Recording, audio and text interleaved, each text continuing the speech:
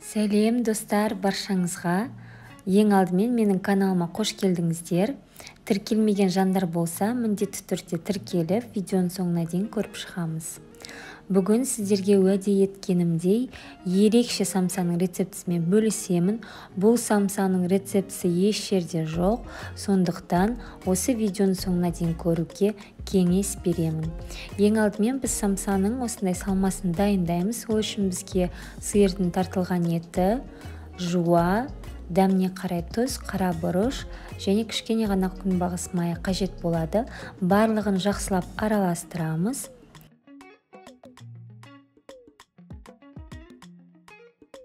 Достар, мен самсаның қамырын өзім илеп, өзім жаямын.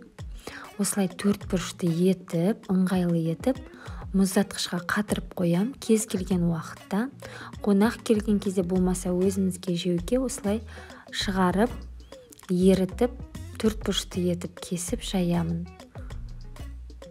Формасы өте ыңғайлы, жайған кезде де сондай әдемі жайылады, видеодан көріп отырғандарыңыздай.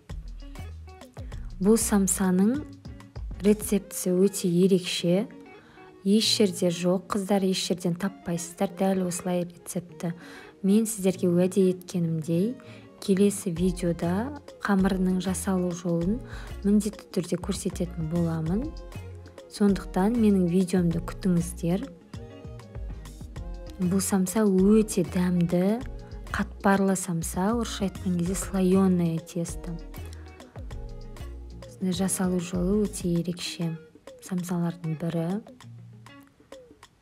Шынымды айтсам, үйге қонақ келген кезде де өзімізге жеуге қанша рет пісірсек те, ол ешқашан жалықпаймыз, себебі өте дәмді самса. Сол себептен сіздерге де кеңес беремін. Дәл менің рецептіндей етіп жасап көрсеңіздер, сіздерге міндетті түрде ұнайтынына сенімдемін.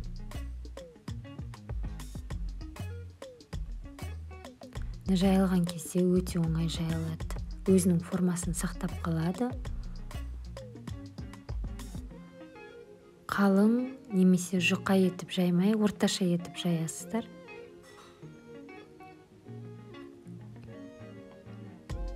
Ішіне салмасын саламыз. Салмасын дайындаған кезде етке, яғни тартылған етке көбірек пияз салғандарыңыз дұрыс болады. Сол кезде сіздердің самсаларыңыз өте дәмді болып шығады. Енді самсаларымызды осылай түйіп шығамыз.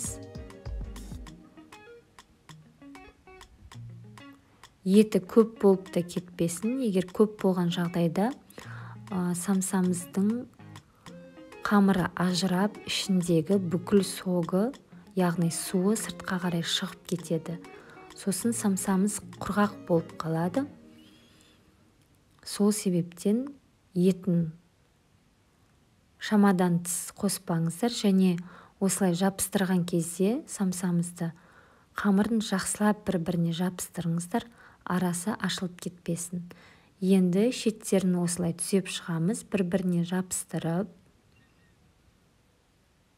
Самсамыз әдемі көріну үшін осылай жасап шығамыз видеодағыдай.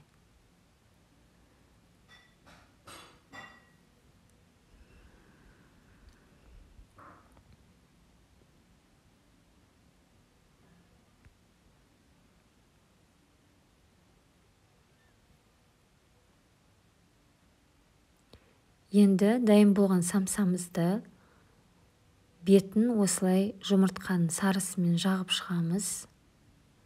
Пешімізді алдын ала қыздырып қоямыз 180 градусқа.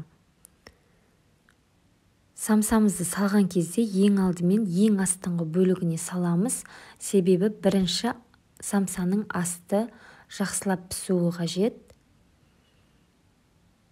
Шамамен 15 минуттай пісіресіздер, бірақ өздеріңіз самсаны былай қолдарыңызбен алып көрсеңіздер болады, асты жақсы пісуі қажет. Содан соң үстіңгі бөлігіне ауыстырасыздар, қызарғанша пісіріп аламыз. Біздің самсамыз дайын болды, пісіп шықты. Дәл осы рецептпен жасап көріңіздер, қыздар. Өте дәмді, сіздерге 100% ұнайтынына мен сенімдімін. Енді самсамыздың ортасын бөліп көреміз. Өте қатпарлы қамыры, сондай керемет, өте дәмді. Сіздерге керемет рецепт ұсынған Ақбота Садыкова. Келесі видеода кездескенше.